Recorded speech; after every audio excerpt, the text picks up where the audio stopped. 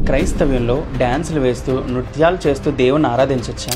గంతులు వేయచ్చా? ఈలలు వేయచ్చా? అసలు క్రైస్తవంలో జరుగుతున్న పరిస్థితికి బైబిల్లో రాయబడిన సందర్భాలకి మధ్య వ్యత్యాసం ఏంటి అనేది ఈ వీడియోలో తెలుసుకుందాం.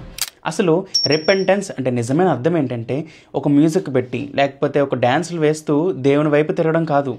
దావీదు గారి యొక్క పశ్చాత్తాపం నిజమైన రిపెంటెన్స్ ఎలా కనబడుతుంది తెలుసా? ఆయన తన గదిలోనికి వెళ్ళి ప్రార్థన చేసుకుని దేవునికి మొరపెడుతున్నాడు. కానీ దావీదు గారు ఎందుకు డ్యాన్స్ వేశారంటే ఎప్పుడైతే మందసం తిరిగి వస్తుందో ఆ మందసం తిరిగి వచ్చిందన్న ఆనందంలో డ్యాన్స్ వేశారు. మరి అలా అయితే బైబిల్లో మీరు నృత్యం చేస్తూ దేవుని ఆరాధించండి, దేవునికి శుద్ధగానం చేయడం రాయబడలేదా కీర్తన కదని మీరు అడగచ్చు.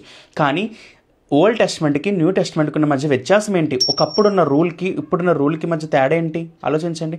వాళ్ళు ఎందుకు దేవుడు నృత్యం చేయమనంటే అది పాత నిబంధన యొక్క ఆచారం. వాళ్ళ యొక్క ఆచారాన్ని దేవుడు చేయమన్నాడు, అది స్తుతిగానం చేసే విధానం. కానీ ఎప్పుడైనా సరే బైబిల్లో యేసుక్రీస్తు వారు కానీ అపోస్తులు కానీ గంతులు వేసి డ్యాన్సులు చేశారా?